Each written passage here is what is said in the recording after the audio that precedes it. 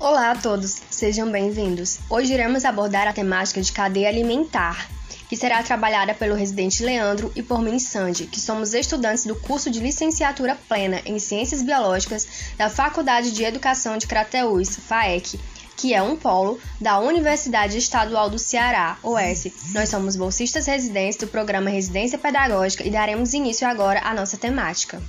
Conceituando uma cadeia alimentar, inicialmente é necessário saber que ela é composta por 3 principais grupos de seres vivos, sendo eles os produtores, os consumidores e os decompositores. Cada um deles irá representar um nível trófico do fluxo de energia transmitido através da sua alimentação.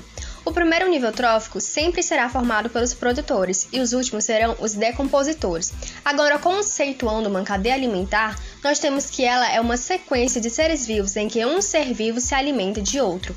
Nessa rota, a energia e a matéria dos alimentos são transferidas de um nível para o outro, lembrando que cada ser vivo é essencial para a cadeia alimentar funcionar corretamente. E a eliminação de um desses organismos no ecossistema pode levar ao desequilíbrio ambiental, afetando toda a cadeia.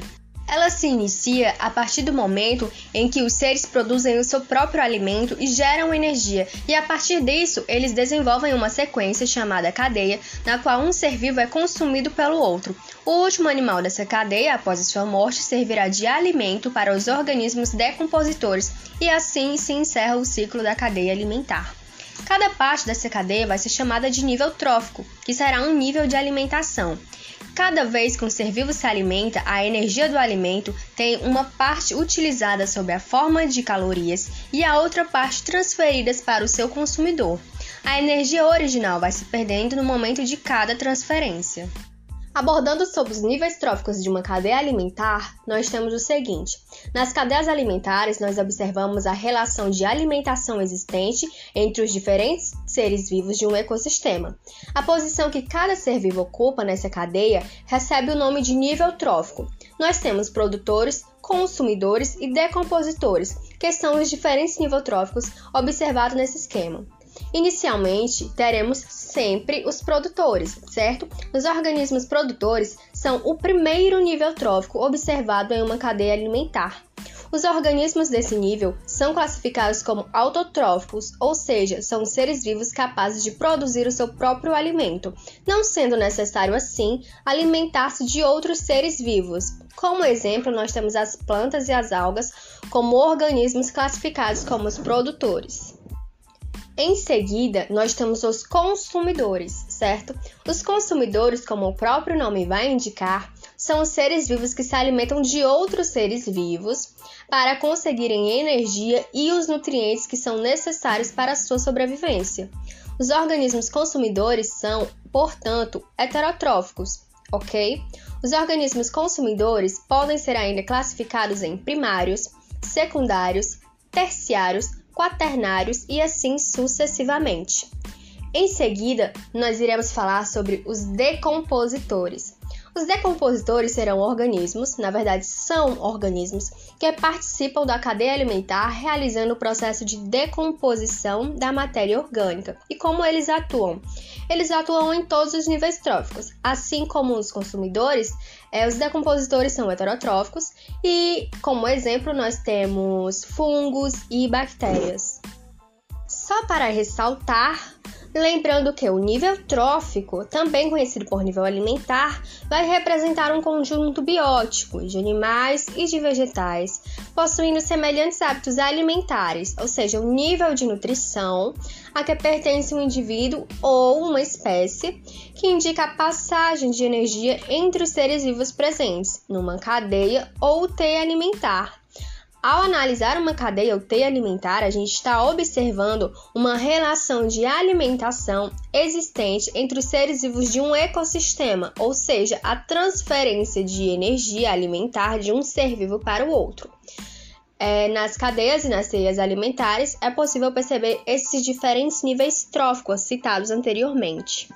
A seguir, o Leandro dará continuidade ao nosso podcast, tratando sobre o fluxo de energia na cadeia alimentar e a diferença entre cadeia alimentar e teia alimentar. Exatamente, Sandy.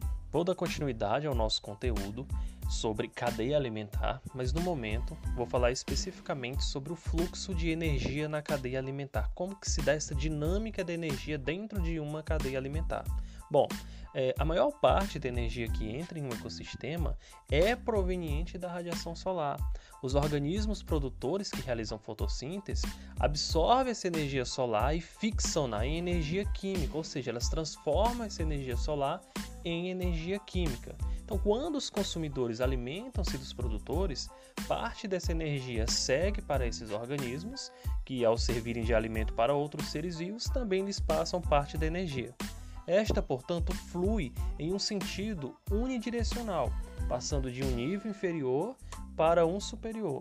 Então a gente vai ver que a cada nível, no entanto, há uma perda de parte dessa energia. Por quê? Porque aquele ser vivo produtor, ele produziu aquela energia inicial, transformou energia luminosa em energia química, mas parte dessa energia, aquele organismo, ele utilizou para o próprio sustento, para o próprio desenvolvimento dele. Então, apenas uma parcela dessa energia será transferida para os outros níveis tróficos. Então, isso é uma informação muito importante. A cada nível trófico, a gente vai ter essa perda de energia dentro de uma cadeia alimentar. As plantas, por exemplo, transformam essa energia solar em química, como eu já falei, porém utilizam parte dessa energia inicial para o processo de respiração. Portanto, apenas parte dela estará disponível para o nível seguinte, sendo esse um dos motivos pelos quais as cadeias alimentares não se alongam muito, porque essa energia ela vai diminuindo ao longo dos níveis tróficos. E aí, para finalizar o nosso podcast, a gente vai trazer um conteúdo muito importante quando a gente fala de cadeia alimentar, que é a diferenciação entre uma cadeia alimentar e uma teia alimentar. Os dois conceitos, eles andam juntos, Então é muito comum que os alunos confundam esses dois conceitos, o que é uma cadeia alimentar? O que é uma teia alimentar? Então vamos entender isso daqui. Quando falamos em cadeias alimentares, referimos-nos a uma sequência de seres vivos que serve de alimento para outros. Então a gente, quando analisa visualmente, será sempre aquele esquema onde um ser vivo está servindo de alimento para outro ser vivo. A teia, por sua vez, é a conexão de cadeias alimentares. Então, ao invés de a gente ter uma única cadeia alimentar, a gente vai ter uma conexão geral, de várias cadeias alimentares. Então essas teias, elas são a melhor forma de compreender o funcionamento de um ecossistema.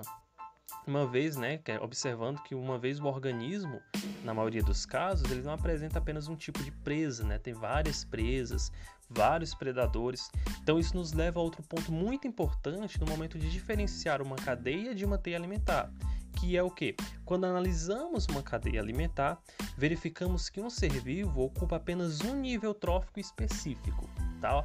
Ou ele é consumidor, ou ele é produtor, A gente vai ver que tem aquela classificação que a Sandy já mencionou, Consumidor primário, consumidor secundário e assim por diante.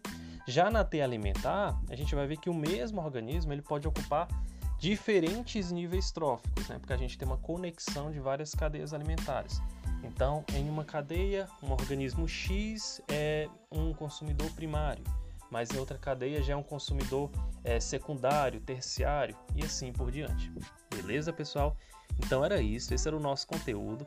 A gente trouxe aqui os pontos mais importantes que vocês precisam conhecer, que vocês precisam realmente ter conhecimento neste momento da formação de vocês, tá? Espero que vocês tenham gostado e bons estudos.